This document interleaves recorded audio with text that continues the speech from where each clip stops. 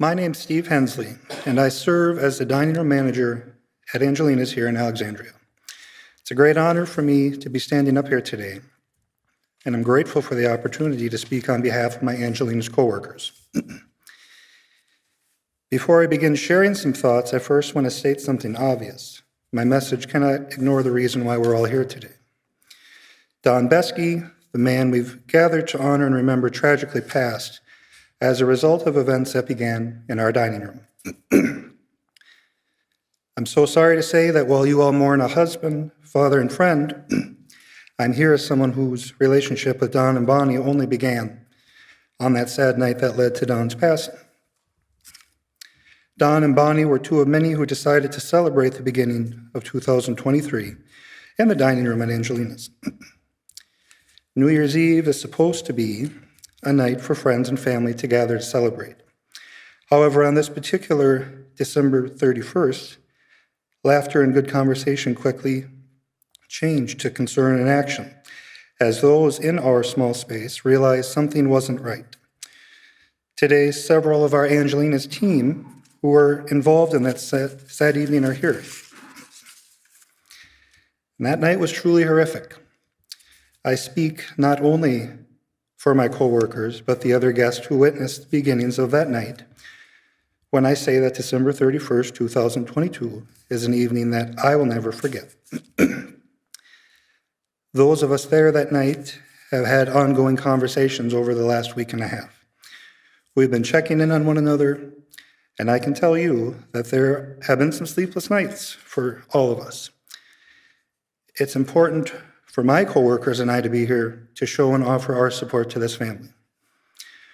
Over the last week and a half, we've had many conversations with Bonnie, Brenda, and members of the Covenant staff about what we can do to make this difficult time as easy as possible for the Beseke family. Of course, our grief and sadness doesn't come even close to what this family is experiencing. In a terrible, sudden way, you've lost your family patriarch. You lost your dad, and more importantly, Bonnie. You lost someone whom you built your life with for almost 60 years. The heart of why I wanted to talk here today is a simple but very extremely important fact that there's always good to be found in sad situations, and that's what I want to focus on.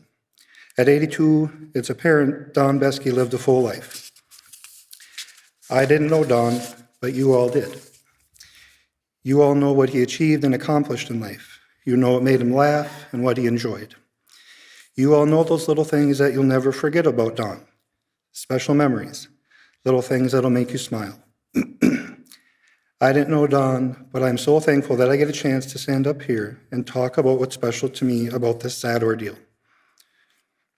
Almost immediately, I reached out to Bonnie, and we've talked almost every single day since that sad evening. When I was responding to one of Brenda's messages, one of the things I said in return was, Bonnie doesn't know it yet, but she's got several new friends who will always be here to help. At work, we frequently use the phrase, Angelina's family. For the most part, we're a close-knit bunch at Angelina's, and a lot of us think of one another as family. Bonnie, it goes without saying, you're now a member of our family. Those of us there that evening have been impacted, and it's important to each of us that you receive not only our support, but now our friendship. Whether the weather's bad and you're out of milk, when the weather's bad and you're out of milk, I want you to call us. When you have some friends from out of town and you don't want to cook, I want you to call us. I'll save you a table. And more importantly, and I mean this with all my heart, when you're having a moment in the middle of the afternoon or when you get up after a difficult night of not sleeping, I want you to call us. As these early days and nights turn into weeks and months, you're going to realize you've got a ton of new friends and family.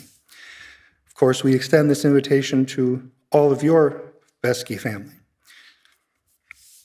That night was terrible, but I recall so much good. Strangers springing into action. Members of our team immediately attending to Bonnie and her friends who were there that night. People from the other side of the building running over to help. And of course, all of this is happening before, during, and after the EMTs and police arrived. Everyone there that night and the people who loved Don Beseke wanted a different result. While Don's story didn't end how we wanted it, I'm proud to stand here and share with his family that there's more chapters to write. Bonnie has many wonderful family and friends, and there's so much more to experience and enjoy. Those of us at Angelina's have sent Bonnie and her family a stone with the following message: those who touch our lives stay in our hearts forever. Bonnie, I can tell you that not only those of us there that night, but so many at Angelina's have been touched. We are going to be here for you. I truly appreciate you letting me share a few words. Thank you.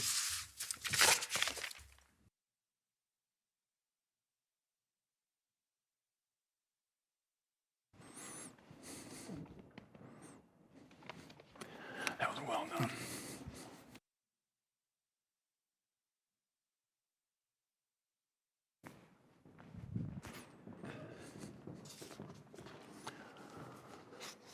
Steve, that was well done, wasn't it? It's really touching. Where are the Angelina people here? Why don't you stand up just for a moment?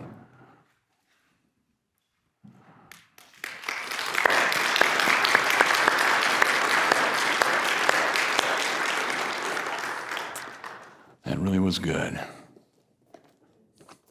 Has anyone heard this before? I mean, where this kind of a thing has taken place, and you just spoke so well. Thank you, Stephen, so very, very much.